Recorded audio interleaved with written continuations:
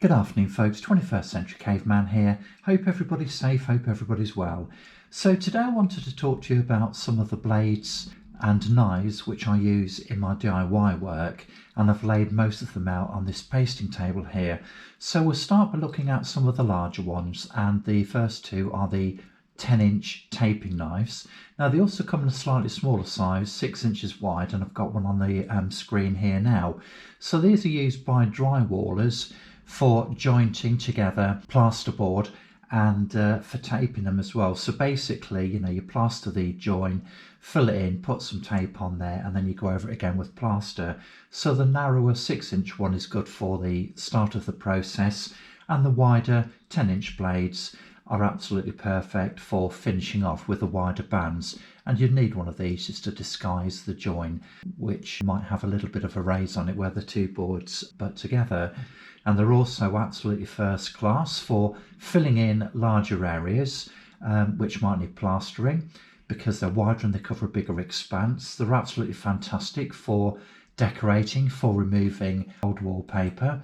They also make really fantastic tools for fixing wallpaper to walls, and my experience of this is in using lining paper. Now you've got to be a little bit careful because sometimes the edges can be a little bit sharp on these blades, so if you're going to use it for that purpose you would need to take the edges off. But these are absolutely fantastic tools for applying lining paper to the walls, and I would highly recommend them. But like I say, you do actually have to work on the edges.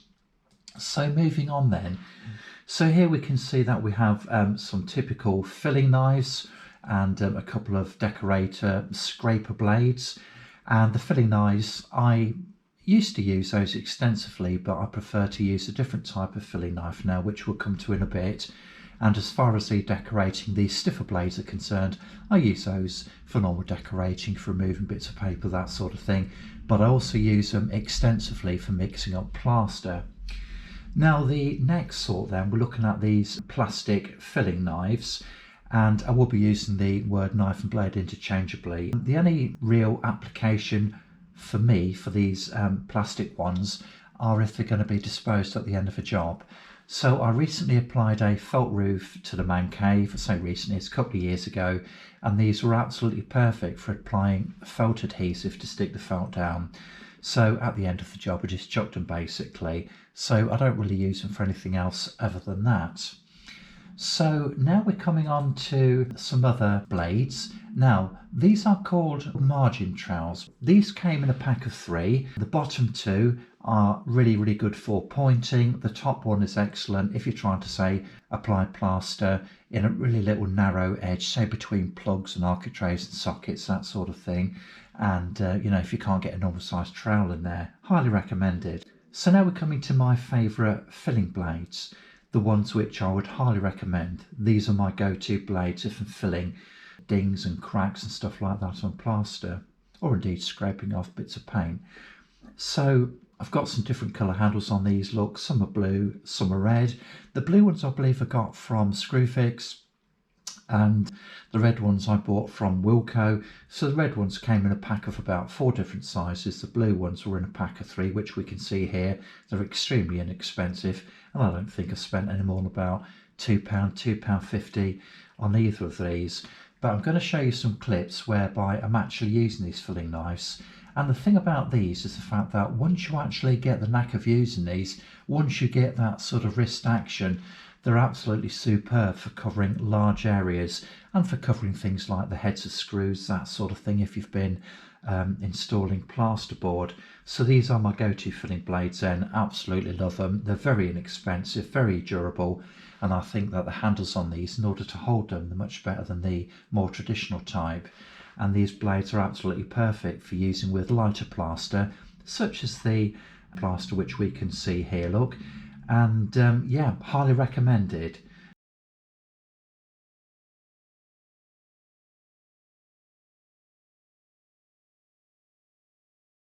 So moving on then, we're looking at some bladed items. So the one we're looking at now then, it has the snap-off blades. So these are really handy. I prefer them for decorating, for cutting paper, that sort of stuff. and the blades are segmented, and basically one becomes dull. You just break it off using the attachment and just move on to the next one basically, so you've always got a sharp blade. And these are also fantastic, incidentally, for, so for example, you've put some expanding foam in door frames or window frames. Now this stuff does actually expand quite a bit, and normally a lot more than you expect. So it's absolutely fantastic for just elongating the blade and using it to cut off the foam once it's cured, and then just to take the excess off with, say for example, another filling knife, or just one of these decorating trowels, which we're looking at the moment. And you can see that if you've got a nice sharp blade, when you're cutting back this expanded foam, it really does leave a nice clean job. Now, as you can see, they also make great tools for scraping off paint or that sort of thing, and also removing caulk, incidentally. And because the blades are flexible, then you can bend them just to sort of, get right flat against the surface. So now we're looking at the Stanley knife then. We're all familiar with Stanley knives, aren't we? Now, the thing about Stanley knives is the fact that the blades are very thick and they're very good for the more heavy duty work basically. However, the blades can be a little bit expensive, so I never buy these in the smaller pack sizes. So for example, you can buy 5 or 10. Those pack sizes tend to be very expensive. I always buy mine off the internet, and here we have a pack of 100, and I don't think I spent much more than 10 quid on those, to be honest with you. So moving on then, and we're nearly there. So we're now looking at a couple of pointing trowels. I've used these extensively in the past. However, as far as pointing is concerned, putting the mortar between the brickwork, my preferred choice is now one of these little margin trowels. There's one here which is about 10mm wide, which is actually perfect for putting mortar between the bricks once the old mortar's been scraped out. So as far as pointing is concerned, or repointing, that is definitely my preferred tool of choice, and it's the one I'd recommend over one of your more traditional pointing trowels. So the final two bladed items then, they're actually called trowels. So as you can see, one's got a rounded end and the other one's got a sort of a square edge basically. Now the one with the rounded end, it's used for removing things like plaster or mortar from a bag. And the reason it's so useful is because it doesn't have a pointed end or any sharp edges, and therefore it doesn't puncture the bag when you're trying to remove plaster. Now, the remaining trowel then, it's actually called a bucket trowel.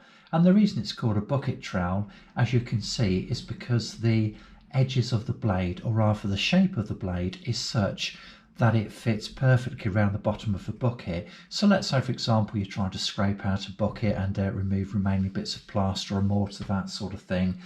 It works really well because it hugs the contours of the bucket.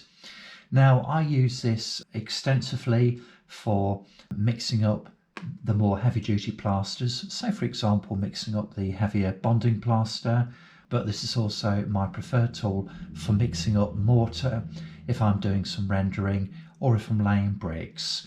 Absolutely first class. Now the thing is with most of these blades is the fact that they're made of carbon steel. Carbon steel will rust, so you've got to look after them. Make sure you clean them after every use. I always make sure that I wipe my blades down thoroughly, get all the crud off them, and then wipe them down or dry them with paper towels just to make sure you remove any remaining moisture. Right folks, so we've come to the end of the video then, so once again thank you so much for dropping by and for watching the vids. If you've got any comments to make or any observations, please feel free to do so in the comment section below. Take care and best wishes. Bye bye.